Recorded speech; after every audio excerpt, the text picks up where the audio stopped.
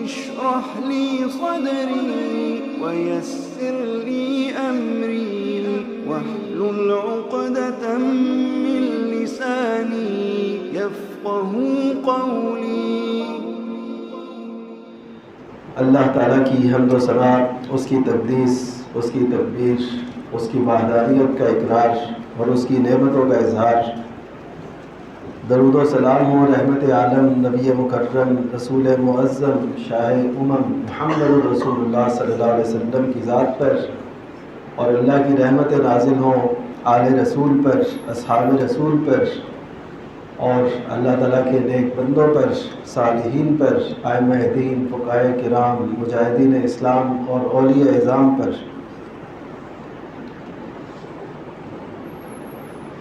پچھلے دنوں کچھ سوالات مجھ سے ایسے پوچھے گئے جو ہمارے شادی بیاہ سے متعلقہ تھے، اور کچھ شادیوں کا سیزن بھی ہوتا ہے، اس دوران بہت سے لوگ شادیاں بھی کرتے ہیں، رشتے بھی طے ہوتے ہیں۔ تو اس حوالے سے میں نے سمجھا چند گزارشات اسی حوالے سے پیش کر دوں، تاکہ ہمارے معاشرے کے اندر جس بھی طرف سے اور جس بھی پہلو سے مشکلات ہیں وہ آسان ہو جائے۔ پہلا سوال تو یہ پوچھا گیا کہ نبی کریم صلی اللہ علیہ وسلم کی حدیث کے مطابق کہ 3 کاموں میں جھوٹ بولا جا سکتا ہے۔ پہلا تو یہ ہے کہ میاں بیوی، حدیث میں تو ویسے یہ لفظ ہے کہ خاوند اپنی بیوی کو راضی کرنے کے لیے جھوٹ بول سکتا ہے۔ دوسرا ہے وہ موقع کہ جب جنگ ہو تو اس میں آپ جھوٹ بول سکتے ہیں، اور اسی طرح صلح کرانے کے لیے آپ جھوٹ بول سکتے ہیں۔ تو جہاں تک تعلق ہے خاوند کا بیوی کے ساتھ جھوٹ بولنے والی بات کا، کیونکہ وہ ہمارے موضوع سے تعلق رکھتی ہے، تو اس میں شادی سے پہلے ہو، رشتہ طے کرنے کے بارے میں، یا رشتہ ہو جانے کے بعد، نکاح ہو جانے کے بعد، دونوں صورتوں میں جھوٹ جو ہے نا یہ نہیں بولنا چاہیے۔ اس سے روکتی ہے شریعت ہمیں۔ خصوصاً ایک سوال اس میں سے یہ ہوا کہ میرے خاوند نے جھوٹ بول کر رشتہ کیا، جھوٹ کیا بولا کہ میں جاب کرتا ہوں، حالانکہ وہ جاب نہیں کرتا تھا۔ تو یہ تو اتنا بڑا جھوٹ ہے، اور اتنے اہم معاملے کے اندر جھوٹ ہے کہ جو شخص زندگی کے سب سے اہم ترین معاملے میں جھوٹ سے فائدہ لے رہا ہے، تو اس کی بعد کی زندگی میں جھوٹ کا عمل دخل کس قدر ہو سکتا ہے یہ ہم خود جان سکتے ہیں۔ تو یہ جھوٹ جو ہے نہ تو شادی سے پہلے بولنا چاہیے، اس میں تو بہت زیادہ احتیاط کی ضرورت ہے۔ جب رشتے کرتے ہیں، کرواتے ہیں، اور خصوصاً جو لوگ کمیشن لے کے، پیسے لے کے وہ رشتے کرواتے ہیں، جیسے کہ بہت سے آپ اشتہار دیکھتے ہیں، ہر دوسرے تیسرے نقشے کے پیچھے لگا ہوتا ہے کہ رشتے کوئی کس نام سے، کوئی کس کام سے، اور اسی طرح محلے میں بھی ایسے لوگ ہوتے ہیں جو یہ کام کرواتے ہیں۔ ان کا مقصد یہ ہونا چاہیے کہ ہم سچائی پر مبنی رشتے کروائیں گے، نہ یہ کہ ہمیں کس طریقے سے فنڈ مل جائے اور ہم ایک رشتہ بس کروا ہی دیں۔ اور اکثر ایسے ہوتا ہے کہ وہ جھوٹ غلط سلط کہہ کے رشتے کروا دیتے ہیں اور بعد میں لوگ پریشان ہوتے رہتے ہیں۔ اگر آپ یہ کام کر رہے ہو تو آپ کی ذمہ داری بس اتنی ہے کہ آپ کہہ دیں کہ یہ ان کا نمبر ہے، ہم سے انہوں نے کانٹیکٹ کیا، اور یہ ان کا رابطہ نمبر ہے، ساری صورتحال آپ کے سامنے ہے، ہم اس کے علاوہ کچھ نہیں جانتے۔ نبی کریم صلی اللہ علیہ وسلم کی خدمت میں سیدہ فاطمہ بنت قیس رضی اللہ تعالی عنہ، انہوں نے پیغام یہ عرض کی نبی کریم صلی اللہ علیہ وسلم کی خدمت میں کہ مجھے دو طرف سے پیغام آیا ہے، ایک تو منگنی کا پیغام دینے والے یعنی پیغام نکاح دینے والے وہ معاویہ بن ابی سفیان رضی اللہ تعالیٰ عنہ، اور ایک ابو جہم ہے رضی اللہ تعالیٰ، تو میں کس سے نکاح کروں؟ تو نبی کریم صلی اللہ علیہ وسلم آپ جانتے ہیں کہ کسی کی عزت اور اس کی قدر، اس کا کتنا خیال رکھتے تھے، آپ نے کتنا حکم فرمایا کہ کسی کی عزت کی پامالی نہیں کرے، لیکن یہ موقع تھا رشتے کا، یہ موقع تھا لائف پارٹنر کا، اور یہ موقع تھا ایک فیصلے کا اس کی زندگی کے اہم معاملے میں۔ تو نبی کریم صلی اللہ علیہ وسلم نے بالکل کلیئر کٹ بتایا جو آپ جانتے تھے، آپ نے فرمایا کہ معاویہ بن ابی سفیان رضی اللہ تعالیٰ عنہ ان کے پاس مال نہیں ہے، سولوکن اس کا مطلب آج کی زبان میں کیا جاتا ہے جو نادار ہوں، جن کے پاس یعنی پیسے نہ ہوں، یہ تو وہ ہیں معاویہ بن ابی سفیان رضی اللہ تعالیٰ عنہ۔ اور جو ہے ابو جہم، یہ تو اپنے کندھے پر ڈنڈا ہی بس رکھتے ہیں، کیا مطلب کہ اپنی بیویوں کو مارتے رہتے ہیں۔ تو اس وجہ سے نبی کریم صلی اللہ علیہ وسلم نے دونوں سے نکاح نہ کرنے کا انہیں مشورہ دیا۔ پھر آپ نے فرمایا کہ تم ایسے کرو، اسامہ بن زید سے نکاح کر لو، اور اسامہ بن زید رضی اللہ تعالیٰ عنہ بھی وہ کوئی اتنے مالدار نہیں تھے، لیکن نبی کریم صلی اللہ علیہ وسلم نے ان کے لیے ان کا انتخاب کیا، اور ان کو پھر جو ہے ایسے دیکھا جاتا تھا جیسے رش کی نگاہ سے دیکھا جاتا ہے، رش کیا جاتا تھا اس جوڑے پر، حضرت اسامہ بن زید اور فاطمہ بنت قیس رضی اللہ تعالیٰ عنہ، یہ ایک پیارا جوڑا وجود میں آیا۔ تو نبی کریم صلی اللہ علیہ وسلم کے اس واضح طور پر بتانے سے امت کے لیے رہنمائی کیا ہے کہ وہ بھی اس حوالے سے جب رشتے ہو رہے ہوں تو یہ نہ دیکھیں کہ کسی کی عزت پہ پردے ڈالنے ہیں یا ایسا کرنا ہے، بلکہ آپ نے سچ بتانا ہے، حقیقت بتانی ہے کہ کیا ہے کیا نہیں ہے، کیونکہ بعد میں جو مسائل پیدا ہوتے ہیں وہ بہت بڑے ہوتے ہیں، اندوہناک ہوتے ہیں، اور خصوصاً جب نباہ نہ ہو سکے یا کسی جھوٹ کی بنیاد پر رشتہ قائم ہو اور وہ نہ رہ سکے تو پھر یہ ایک جرم بن جاتا ہے، اور ایسے سمجھیں کہ اس لڑکی کی یا لڑکے کی عزت سے کھیلا جاتا ہے، تو یہ درست نہیں ہے کسی بھی صورت۔ تو جہاں تک نبی کریم صلی اللہ علیہ وسلم نے مال کے حوالے سے بات کی حضرت معاویہ رضی اللہ تعالیٰ عنہ کے بارے میں کہ ان کے پاس مال نہیں ہے، تو کیا ہم مال کی بنیاد پر رشتہ ریجیکٹ کر سکتے ہیں؟ یہ ایک اہم سوال ہے اس حوالے سے۔ تو نبی کریم صلی اللہ علیہ وسلم نے مال کی بنیاد پر رشتہ جو واپس کیا یا نہ کرنے کا مشورہ دیا، اس میں اصل میں کئی امور ہیں۔ ایک تو یہ کہ جو پہلے سے بیوہ ہو اس کو کوئی اچھا رشتہ نہ ملے تو اس کے لیے زندگی میں مسائل مشکلات ہوتی ہیں، اور اگر اس کو خاوند ایسا نہ ملے جس کے پاس ایسے وسائل ہوں تو اس کے لیے مشکلات ہو سکتی ہیں، اور اگر جب کچھ لوگ برابر سطح کے ہوں اور ان میں سے ایک دین کے لحاظ سے زیادہ بہتر ہو تو اس کو منتخب کرنا چاہیے۔ چلے مال میں تو یہ سب برابر ہیں، یعنی اتنے ہائی لیول پہ نہیں ہیں، تو ان میں سے جو دین میں بہتر ہے قدرے تو اس کو ترجیح دینی چاہیے۔ جیسا کہ دوسری حدیث میں نبی کریم صلی اللہ علیہ وسلم نے فرمایا کہ عورت کا جو نکاح ہے وہ 4 بنیادوں پر کیا جاتا ہے، اس کے مال کی وجہ سے، اس کے حسب کی وجہ سے، اور اس کے جو ہے حسن کی وجہ سے، اس کے جمال کی وجہ سے، اور اس کے دین کی وجہ سے۔ یہ 4 وجوہات تھیں جس کا عہد نبوی میں بھی تذکرہ موجود ہے، اور نبی کریم صلی اللہ علیہ وسلم نے خود فرمایا، اور پھر فرمایا کہ تم ایسے کرو دین والی کو ترجیح دو، یعنی دین والی خاتون کو اپنی زندگی میں لا کے اپنی زندگی کو کامیابی سے ہمکنار کرو۔ کیونکہ جب بھی کوئی رشتہ طے ہوتا ہے تو ظاہر ہے اس کے اگلے پھر نتائج ثمرات وہ سب دیکھنے ہوتے ہیں. تو اگر دین کو ترجیح دی ہوگی تو اس سے زیادہ فائدہ ہوگا، ایک زندگی کامیابی سے گزرتی چلی جائے. تو اسی طرح حضرت سعد بن ربیع رضی اللہ تعالیٰ، یہ وہ صحابی تھے، آپ کے علم میں ہوگا کہ جب عبد الرحمن بن عوف رضی اللہ تعالیٰ عنہ مدینہ میں آئے، وہ مہاجر صحابی تھے اور عشرہ مبشرہ میں سے. وہ جب مدینہ آئے تو انہوں نے سعد بن ربیع اور ان کی آپس میں مواخات قائم ہوئی جو نبی کریم صلی اللہ علیہ وسلم نے کروائی تھی.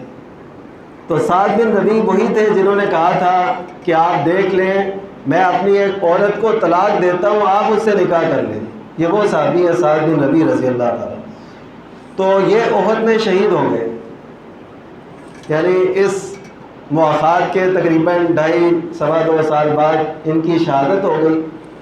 اب ان کا جو بھائی تھا اس نے ان کی پوری جائیداد پہ قبضہ کر لیا. جو سعد بن ربیع کی اہلیہ تھی وہ نبی کریم صلی اللہ علیہ وسلم کی خدمت میں آئی. یعنی یہ اس وقت کی بات ہے جب ابھی وراثت کے احکام نہیں اترے تھے.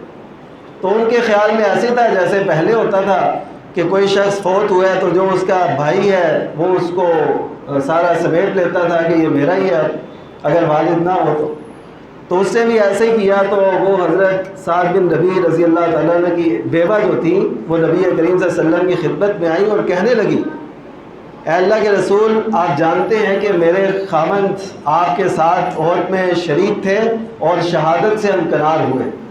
اب ان کی یہ بچیاں ہیں اور ان کا نکاح اس وقت تک نہیں کیا جائے گا جب تک ان کے لیے ان کا مال نہیں ہوگا. تو ان کے مال پہ ان کے چچا نے قبضہ کر لیا ہے، تو آپ اس حوالے سے رہنمائی فرمائیے. تو آپ صلی اللہ علیہ وسلم ابھی خاموش تھے تو اللہ تعالیٰ نے وراثت کی آیات اتار دی، احکام وراثت اتار دیے کہ کس کا کتنا حصہ بنتا ہے. اور 2 بچیاں ہوں اگر کسی کی اولاد میں تو ان کو 2/3 ملتا ہے.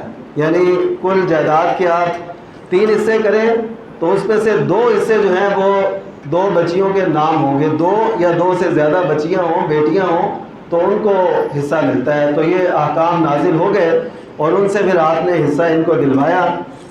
تو نبی کریم صلی اللہ علیہ وسلم نے ان کے یہ کہنے پر کہ اگر مال نہ ہوا تو ان کی شادی نہیں ہوگی تو آپ نے اس چیز کو قبول کیا. آپ نے یہ نہیں کہا کہ شادی کے لیے مال کی کیا ضرورت ہے، مال اس کی ساری ذمہ داری تو ہونی ہے مرد پر، تو اس کو اگر نہیں بھی اس کے پاس مال تو تمہیں کیا اس بات کا ہے، تو تم بس شادی کر دو. آپ نے یہ نہیں فرمایا بلکہ وہ حصہ لے کے انہیں دیا، کیونکہ یہ جو مال ہوتا ہے یہ عورت کی عزت کے لیے ہوتا ہے. میں یہاں پہ ان لوگوں کے بارے میں ضرور بات کروں گا جو اپنی بہنوں کا بیٹیوں کا حصہ دبا جاتے ہیں. اس سے معاشرے کے اندر، اپنے سسرال کے اندر عورتوں کی قدر میں کمی واقع ہوتی ہے. جس عورت کے پاس مال ہوتا ہے اس کی اس معاشرے میں، اپنے سسرال میں، اپنے خاوند کے ہاں اس کی قدر منزلت زیادہ ہوتی ہے اس لڑکی کی نسبت جس کے پاس ایسا کچھ نہیں ہوتا. ہوتا یہ ہمارے معاشرے میں کہ جو بھائی ہوتے ہیں وہ بڑے عیاشی سے زندگی بسر کر رہے ہوتے ہیں اور ان کی بہنیں رل رہی ہوتی ہیں، ان کو اس بات کی پرواہ بھی نہیں ہوتی کہ ہم نے ان کو وراثت سے محروم کیا ہوا ہے. تو پتہ یہ چلا کہ جو جس کا حصہ بنتا ہے وہ اسے دینا چاہیے اور نبی کریم صلی اللہ علیہ وسلم نے اس بات کو قبول کیا. ہمارے معاشرے میں ایک چلن ہے، وہ یہ ہے کہ آپ بس جھوٹ موٹ کہہ کے جی یہ بڑا کماتا ہے، اس کے یہ ہے وہ ہے، ایسے کہہ کے رشتے کرا دیے جاتے ہیں. اگر ایسے نہ بھی ہو تو یہ بھی کہہ دیا جاتا ہے جی ابھی اگرچہ کچھ نہیں کماتا تو اللہ تعالیٰ فضل کرے گا، اپنا اپنا نصیب لے کے وہ آئیں گے اور زندگی گزاریں گے. یہ بات اگرچہ ٹھیک ہے، توکل ہونا چاہیے اللہ پر، لیکن آپ کوئی بیس ہی نہ بنائیں، کوئی ایسی بات نہ ہو. تو ان احادیث مبارکہ کی روشنی میں جو میں نے عرض کی اس لحاظ سے درست نہیں. اور خصوصاً اس دور کے اندر، پہلے دور کچھ اور تھا کہ اس میں گزارے ہو جاتے تھے. اب بھی اگر کوئی دیہات میں ہے تو اس کے لیے شاید زندگی گزارنا اس قدر مشکل نہ ہو، لیکن شہری زندگی کے اندر بہت سے اخراجات، کرائے کے مکان، پھر بل، پھر یہ وہ، اگر یہ سب کچھ نہ ہو تو زندگی بڑی دشوار ہو جاتی ہے. پھر اسے چاہیے کہ وہ اپنے لیول کا رشتہ تلاش کرے تاکہ دشواری نہ ہو. یہ نہ ہو کسی امیر ترین گھرانے کے اندر وہ شادی کرے اور بعد میں اسے بھی پریشان کرے اور خود بھی پریشان ہوتا رہے. یہ یعنی شریعت کے امور کے منافی ہے. تو خصوصاً اس میں جھوٹ بولنا یہ بالکل درست نہیں ہے کسی بھی لحاظ سے. تو جہاں تک مسئلہ ہے شادی کے بعد میاں بیوی کا آپس میں جھوٹ بولنے کی اجازت کا تعلق، تو اس حوالے سے جان لیجئے عموماً ہم میں سے کئی دوست، کئی لوگ وہ ایسا کرتے ہیں کہ بیوی سے ہمیشہ جھوٹ ہی بولنا ہے، بات بات پہ جھوٹ بولنا ہے، غلط بیانی کرنی ہے. وہ کہے کہاں سے آئے ہو یا کہاں سے آئے ہیں تو ان کو غلط کہنا، کیا کھایا ہے غلط بتانا. اچھا یہاں یعنی ہر بات پہ جھوٹ ان سے بولنا، اور دلیل یہ لے لیتے ہیں کہ نبی کریم صلی اللہ علیہ وسلم نے جھوٹ بولنے کی اجازت دی ہے. تو اس پہ جب اس کی گہرائی میں ہم جاتے ہیں اور شارحین حدیث اور ائمہ دین ان کے اقوال پڑھتے ہیں تو اس میں ہمیں یہ بات سمجھ آتی ہے کہ یہ جھوٹ بولنا وہ ہے، اور اس حدیث کے باقاعدہ لفظ ہے کہ جو بیوی سے جھوٹ بولے لیرضیہ، تاکہ اس کو راضی کر لے. یعنی وہ آپ سے ناراض وہ ہو جاتا ہے نا گھر میں کوئی ایسی انبن ہو جاتی ہے، کوئی بات خلاف جو ہے تباہ ہو تو اس سے گھر میں کوئی جو ہے نا مشکل سی پیش آتی ہے. تو اگر ایسی صورت ہو جائے تو پھر کوئی ایسی بات کہہ کے اس کا دل جیتنے کے لیے ایسا اظہار کر دینا، اور پھر اس کی شرائط بیان کی گئی. وہ جو اس کو راضی کرنا ہے نا وہ اس حوالے سے ہے کہ آپ یہ کہہ دیں کہ آپ بہت اچھی لگ رہی ہیں آج، یہ آپ کہہ دیں اگرچہ آپ کو نہ ایسا ہو. اسی طرح اگر محبت آپ کی بہت زیادہ نہیں بھی تو آپ اظہار کر دیں کہ مجھے آپ سے بڑی محبت ہے. یا کھانا اتنا مزے کا نہیں بھی ہے تو آپ کہہ دیں کہ کھانا آج تو بڑا زبردست پکایا ہے، تو وہ اسی سے بڑا خوش ہو جائے گی. لیکن اس میں بھی علماء نے یہ بات لکھی ہے کہ آپ ان سے کہیں ایسی بات جو لفظاً وہ ٹھیک ہو لیکن اس کا ایک معنی نکلتا ہو، اور وہ اسے کہتے ہیں عربی کے اندر توریہ. یعنی آپ ظاہراً کچھ کہیں اور حقیقت میں کچھ ہو، یعنی توریے کا انداز ہو، اس پہ واضح جھوٹ پھر بھی نہ ہو. لیکن اس پہ تو حافظ ابن حجر، امام نووی رحمہ اللہ، انہوں نے یہ باقاعدہ طور پہ بات لکھی کہ اگر جھوٹ کے بغیر گزارا چلتا ہو تو پھر جھوٹ نہیں بولنا چاہیے. اور تقریباً تمام فقہاء نے بھی یہ بات لکھی کہ اگر جھوٹ کے بغیر کام چلتا ہو تو پھر جھوٹ نہیں بولنا. یہ جھوٹ اس صورت میں بولنا ہے جب آپ سمجھتے ہیں کہ اس کے بغیر کام نہیں چلے گا تو پھر بولنا ہے. پھر ایک اہم بات جو سب فقہاء نے لکھی وہ یہ ہے کہ کسی کا حق تلفی کے لیے جھوٹ نہیں بولنا. یعنی میاں بیوی کسی کی حق تلفی کے لیے جھوٹ بول رہے ہیں، کسی کو نقصان پہنچے اس جھوٹ بولنے سے. مثلا وہ کہہ دے کہ وہ جو میرا پلاٹ ہے نا میں تمہارے نام لگواتا ہوں. اب وہ سمجھ رہی ہو کہ میرے نام لگنا ہے، وہ بڑی خوش ہے، اس نے حالات اپنے ٹھیک کر لیے اس وجہ سے کہ چلو جس نے مجھے کبھی کچھ نہیں دیا اب وہ پلاٹ میرے نام کر رہا ہے، اب وہ خوش ہے. اب اس کے اندر سے کوئی ایسا ارادہ نہیں ہے. تو آپ خود بتائیں کہ جب اس کو یہ پتہ چلے گا کہ اس نے یہ بھی مجھ سے جھوٹ بولا ہے، پہلے تو بولتا ہی تھا، پہلے تو اس کا رویہ ناروا تھا ہی، لیکن اب اتنا بڑا جھوٹ بول دیا. وہ گھر بھی بتاتی ہے اپنے میکے میں بھی کہ پلاٹ اب میرے نام ہونے والا ہے، اور جب اسے یہ پتہ چلے جھوٹ بولا گیا تھا تو آپ خود بتائیں کہ اس میں مزید دراریں پڑیں گی. اور مجھ سے جو سوال ہوا اس خاتون نے یہی پوچھا کہ اگر اسلام اس بات کی اجازت دیتا ہے خامن کو کہ وہ جھوٹ بولے، تو جب اس جھوٹ کی حقیقت اس کے سامنے آئے گی تو پھر تو دراریں مزید بڑھیں گی. وہ کہے گی کہ یہ تو غلط بیانی ہے، یہ تو جھوٹ ہے، تو وہ تو قرب نہیں ملے گا، بلکہ جھوٹ کا جب پول کھلے گا تو مزید انارکی پیدا ہوگی، مزید دشمنی پیدا ہوگی اور نفرت پیدا ہوگی. تو اس وجہ سے اس باتوں کا لحاظ رکھنا ضروری ہے جو میں نے عرض کی، جو فقہاء نے محدثین نے اس حوالے سے بتائی ہے. اور ہمیں چاہیے کہ ہم حدیث کے صرف وہ ظاہری مفہوم کو لے کے نا اس کی گہرائی میں جائیں کہ اس حدیث کا مطلب اصل میں کیا ہے. اس وجہ سے اگر کوئی شخص خامند اپنی بیوی کے ساتھ جھوٹ بولتا ہے، غلط بیانی کرتا ہے، تو یہ بھی جھوٹ لکھا جاتا ہے۔ یہ بات ذہن میں رکھی۔ اور اگر اس کا یہ مقصد ہو بس اتنی سی، جیسے میں نے آپ کو مثالیں دے کے بڑے واضح الفاظ میں بتایا، ایسی کوئی بات کہہ دے تو یہ جھوٹ نہیں ہوگا۔ اسی طرح اگر والدین اپنے بچوں سے جھوٹ بولتے ہیں تو وہ بھی جھوٹ لکھا جاتا ہے۔ یہ نہ سمجھے کہ ہم ان کے والد ہیں یا ان کی والدہ ہیں، ہم جو مرضی کہیں، وہ بھی اگر جھوٹ غلط بیانی کریں گے تو وہ بھی جھوٹ لکھا جائے۔ نبی کریم صلی اللہ علیہ وسلم کے دور میں عامر بن ربیہ رضی اللہ تعالیٰ ربیہ بن عامر، انہوں نے نبی کریم صلی اللہ علیہ وسلم اور تشریف فرما تھے اور وہ بھی تھی، تو انہوں نے اپنے بیٹے کو آواز دی، ان کی والدہ نے، کہ آؤ میں تمہیں کچھ دوں۔ تو نبی کریم صلی اللہ علیہ وسلم تشریف فرما تھے، آپ اتنی بات پہ بھی نظر رکھا کرتے تھے۔ آپ نے فرمایا تم نے اسے کیا دینا تھا؟ تو وہ کہنے لگے کہ میں نے انہیں کھجور دینی، کہنے لگی میں نے انہیں کھجور دینی تھی۔